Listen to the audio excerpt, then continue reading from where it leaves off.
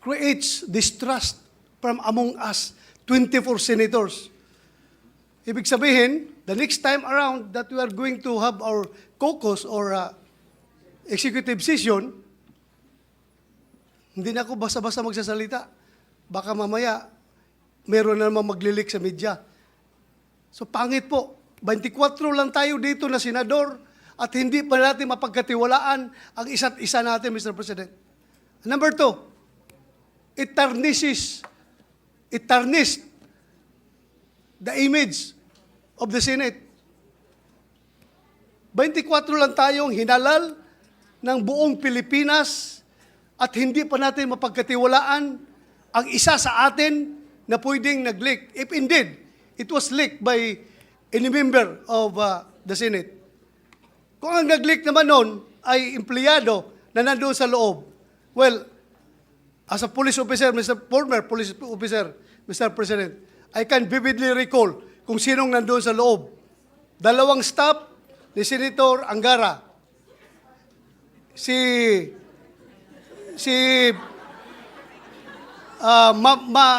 Mavic? Oh, Attorney Mavic. Attorney Mavic. At may isang kasama si Attorney Mavic na babae. So, 4 silang nalaman ko na nandoon sa loob. Magprangkahan tayo dito. Dapat we have to made into account yung tao na responsable dito. Hindi lang na magsisend tayo ng stern warning sa kanila, kundi the damage has been done. Lumabas na yung balita niya, nasira na kung sinong dapat masira, but I don't care kung masira ang reputasyon ko. Ang sa akin lang, ma-preserve yung ating reputasyon as a Senate. Hindi po maganda yung hindi tayo magkakatiwalaan dito. 24 lang tayo, Mr. President. And the waiter staff, huwag mo kalimutan yung mga staff sa likod. Yung mga waiter din, yung nandun din sila. Isama natin sa investigasyon, Mr. President. So well, if the chamber wishes, I can ask Senator Nancy Binay, who is the chairperson of the Committee on Ethics, to look into this closely, if it is all right with the body. Yes, I support, Mr. President, I support the call of Senator Jingo Estrada that yung source nitong news na ito, if it is a politiscope, he has to be called before a hearing para malaman natin kung sinong source niya. At kung hindi siya magsabi ng totoo, I will be the first one to move for the citing in contempt of that media personnel, Mr. President. Ikulong natin yan kung ayaw magsabi ng totoo. Mr. President, this is not a laughing matter. This is serious. Filipino people are watching us right now. Sabihin nila, ganyan na pala Senado ngayon, hindi pa pagkatiwalaan. Sila lang nag-uusap. Maglilik pa doon sa media. It's very dangerous, Mr. President. Very dangerous. Masyadong akong dismayado. Thank you, Mr. President. We agree with the gentleman from Davao, and that's why after these proceedings, I will ask Senator Nancy Binay, Chair of the Committee on Ethics, to investigate the matter. Yes, Mr. President. After Senator, yes. Mr. President. May I move that the Senate Committee on Ethics conduct a hearing and invite the source of the news, Mr. President, so that everything will be cleared out.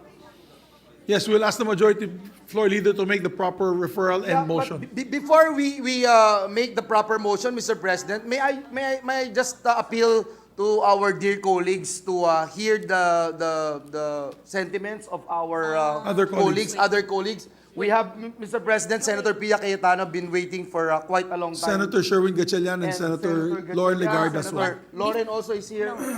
Mr. President, if I may, with the permission of my colleagues, may I request that we discuss this in caucus now, because by saying what is true or untrue in the reported publication online, we are speaking about the executive session. And let me just remind the body of Section 129 of the Rules of the Senate. It is not even a matter of whether it's published online or hard copy. The mere divulging the executive session minutes or any part of it who violates all the provisions in the executive session contained in the preceding sections by 2/3 vote may be expelled from the Senate. It is a very serious violation, Mr. President, by a senator or an officer or a staff in Rule, what is this? 129. Yes, 129. Section 129. So, by saying that it is not true, or it is true in part, but in fact it is this and that, we are actually talking about the executive session. So it is my humble opinion, respectfully, I do not want to muzzle our colleagues, and if they want to speak on the floor, I leave it to your better judgment. But many of us feel strongly about this, and I respect the right of Senator Estrada for standing on the floor. But if we are going to speak about each and every line which was published, whether it is true or not, with all due respect to the publication which I've not read, may we discuss it in caucus in relation to 129 rule of the Senate. That is my humble suggestion. But I leave it to the members of the Senate if they want to speak about it in session. Thank you, Yes. Mr. President.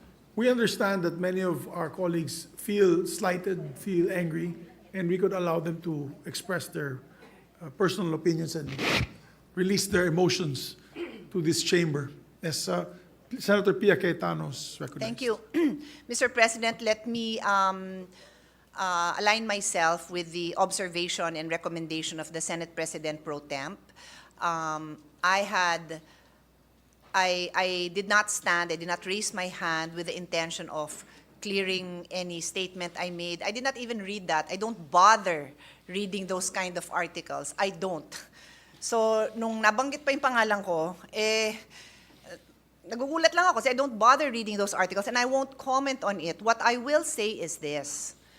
I will say it not because I'm repeating what I said in caucus, because I agree with Senate President Pro Temp that let's discuss it there. Because if our rules do not even make an exception. It does not even allow a senator to say, I will just repeat what I said.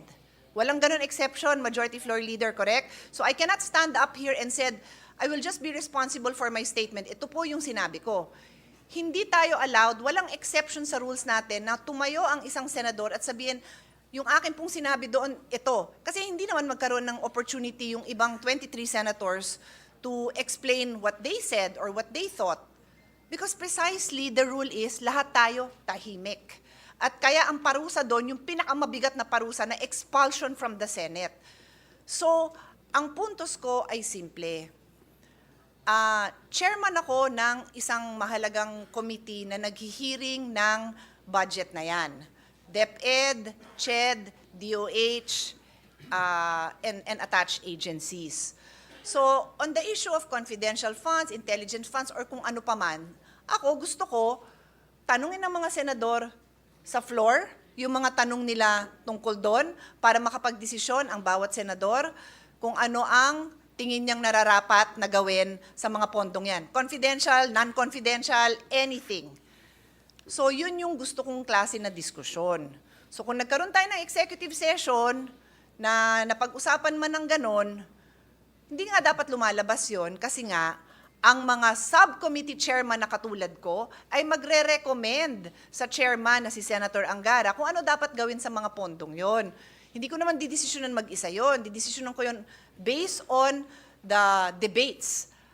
I would like to be educated properly based on the rules of the Senate. Gusto ko marinig yung posisyon ng Minority Floor Leader, ng Deputy Minority Floor Leader, ng Senate President, ng Senate President Pro Temp, ng mga baguhan na Senator. Gusto ko marinig lahat yon. Ano ang paniwala nyo tungkol dito sa mga iba-ibang pondo and what will we do about it?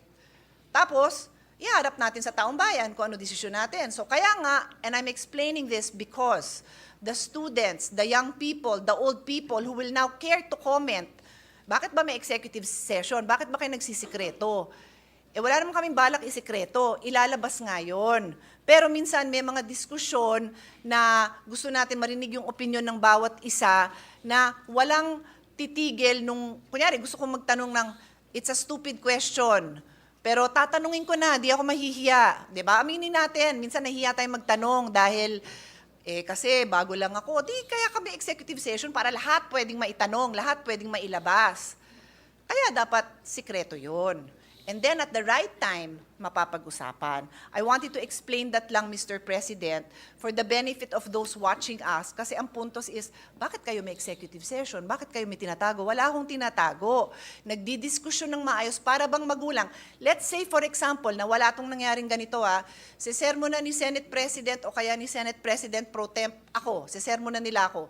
They will do that in private. In the executive session, ay Pia, di mo naintindihan. So gagawin namin yun in private para pagdating to sa public, ganun ba? O sige, tatanungin ko na lang in public o kaya di ko na tatanungin dahil naipaliwanag nyo na.